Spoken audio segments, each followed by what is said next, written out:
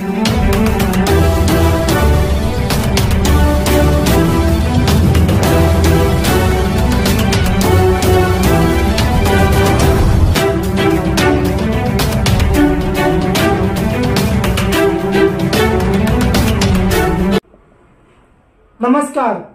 PCR news में मैं रोहित चौहान आपका हार्दिक स्वागत करता हूं। विधानसभा अंबरनाथ उल्लासनगर के लोकप्रिय उम्मीदवार श्री राजेश वानखेड़े जी के प्रचार सभा में शिवसेना नेता सुषमाताई अंधारे, शिवसेना नेता गुरुनाथ घोत इनका जोरदार भाषण। आइए देखते। वानखेड़े जी और सरो अल्ताफ भाई, ये सभी बैठे हुए सभी मान्यवर साथियों और उपस्थित सभी मेरे भाइयों बहनों और बुजुर्गों नौजवान साथियों, आज ये देश में, संपूर्ण देश में जब से ये भारतीय जनता पार्टी की सरकार आई है 2014 से कैसे कैसे अन्याय करने का काम ये देश में सभी समाज के ऊपर किया है। इन्होंने मुस्लिम समाज पे अन्याय करने का काम किया, इन्होंने वाल्मीकि समाज पे अन्याय करने का काम किया, इन्होंने दलित बहुजनों पे पूरे देश में, समय बहुत कम है, मैं संक्षेप में आपको बताना चाहता हूं साथियों। तो ऐसी कोई भी समाज नहीं है जिस पर अन्याय अत्याचार ये भारतीय जनता पार्टी के माध्यम से न हुआ हो। आज उसी प्रकार से महाराष्ट्र राज्य में सरकार आई और महाराष्ट्र राज्य में शिवसेना को तोड़ने का काम जिन हमारे नेता बाला साहब ठाकरे जी ने बड़ी मेहनत से परिश्रम करके ये शिवसेना बनाई और उसको तोड़ने का काम ये भारतीय जनता पार्टी के लोगों ने किया और गद्दारी करने वालों ने गद्दारी की। उसी प्रकार से राष्ट्रवादी को तोड़ा, यानी कि ये सब जिस तरीके से तोड़ के और ये महाराष्ट्र राज्य में ये सरकार चला रहे हैं लोग, वो आपको मालूम है। 5,000 पोलीस भरतीच्या जागा निघाल्या, 13 लाख फॉर्म भरले गेले। एक अर्ज भरायचा असेल तर एक अर्ज भरण्यासाठी 1,000चं चलन भरावे लागतं। साधारणतः 200 रुपये कम्प्युटरला द्यावे लागतात। परीक्षा जिल्ह्याच्या ठिकाणी होते, जाणे येण्यास 1,000 रुपये खर्च होतात। एका परीक्षेसाठी 2,500 रुपये खर्च। आतापर्यंत 65 प्रकारच्या 70 प्रकारच्या परीक्षा झाल्या। गेल्या 2.5 वर्षामध्ये 70 प्रकारच्या परीक्षा झाल्या आणि 70 प्रकारच्या परीक्षांमध्ये 65 प्रकारच्या परीक्षांचे पेपर फुटले। 65 प्रकारच्या परीक्षांचे पेपर फुटले। एका पेपरचं गणित धरा की 13 लाख गुणिले 1,000 याप्रमाणे चलन म्हटलं तर किती पैसे? हे पैसे गेले कुठे? या पैशाचा हिशोब कोणी मागायचा? पैसे पाण्यात गेले। पेपर फुटला, लेकरांच्या चलनाचे पैसे परत मिळणार नाही, पैसे पाण्यात गेले। पण यावर बोलायचं कोणी? तर यावर कुणीच बोलत नाही।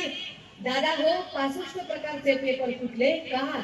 कारण 65 प्रकारच्या ज्या परीक्षा झाल्या त्या परीक्षा गव्हर्नमेंट कडून घेण्याच्या ऐवजी खाजगी वेंडर पद्धतीने घेतल्या गेल्या, खाजगी ठेकेदारी पद्धतीने घेतल्या गेल्या आणि ही वेंडर आणि ठेकेदारी पद्धत चालवतं कोण? परीक्षा घेण्याचा ठेका कुणाकडे?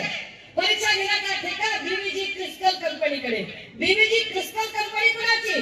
बीवीजी क्रिस्टल कंपनी प्रसाद लाडची। प्रसाद लाड कुणाचा? देवेंद्र फडणवीसांचा। देवेंद्र फडणवीस कुणाचे? भाजपाचे। भाजपा कुणाची? अदानी अंबानीची। मग गोरगरिबाचं कोण आहे? कोण आहे इथल्या गोरगरिबाचं? त्याच्यावर काही विचार केला जात नाही। महाविकास आघाडीने सांगितलं आम्ही सत्तेत आल्यावर पहिल्यांदा ठेकेदारी पद्धतीने जी परीक्षा भरती होते ती रद्द करू आणि पुन्हा एकदा राज्य लोकसेवा आयोगाचं बळकटीकरण करत या सगळ्या परीक्षा राज्य लोकसेवा आयोगाच्या मार्फत केल्या जातील, जेणेकरून पेपर फुटी होणार नाही आणि मधल्या ठेकेदारांचे हात येणार। राजेहो, माझ्याकडे बोलण्यासारखे असंख्य मुद्दे आहेत।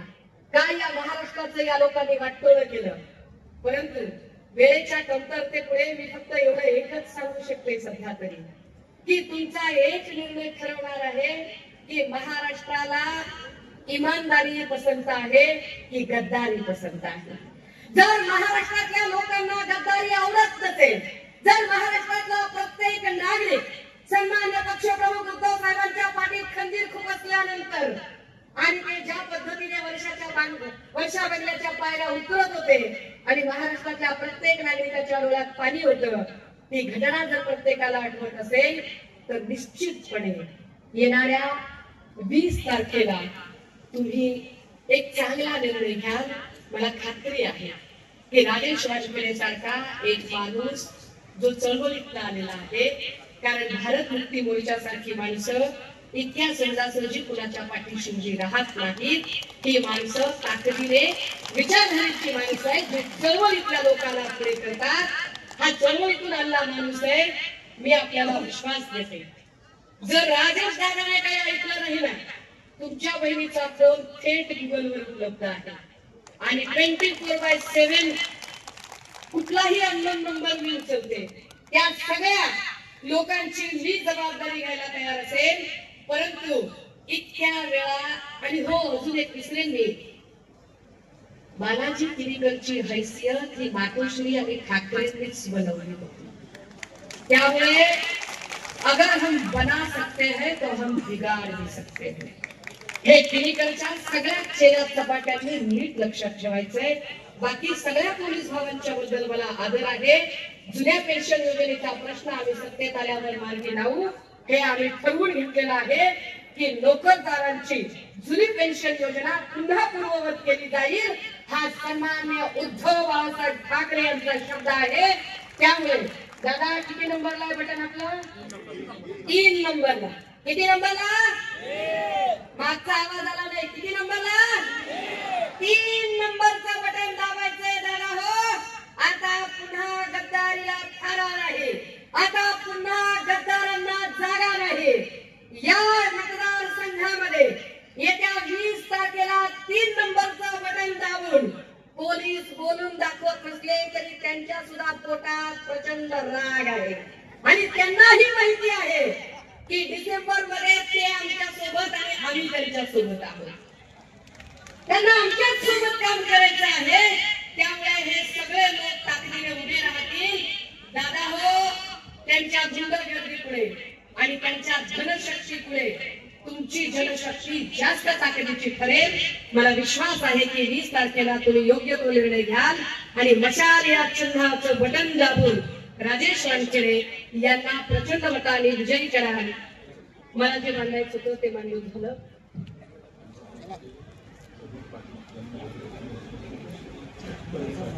अंबरनाथचे प्रदीप पाटील यांनी सुद्धा आज काँग्रेसमध्ये प्रवेश केला. त्यामुळे आम्ही प्रदीप पाटीलजी यांचे सुद्धा अभिनंदन करतो, आभार मानतो, शुभेच्छा देतो. आणि वारं फिरलेलं आहे, जनतेचं ठरलेलं आहे. लढणार आणि फिरणार, महाराष्ट्रात मशाल पेटणार, ताकदीने मशाल पेटणार. थांबते, रजा घेते. जय भीम, जय भारत.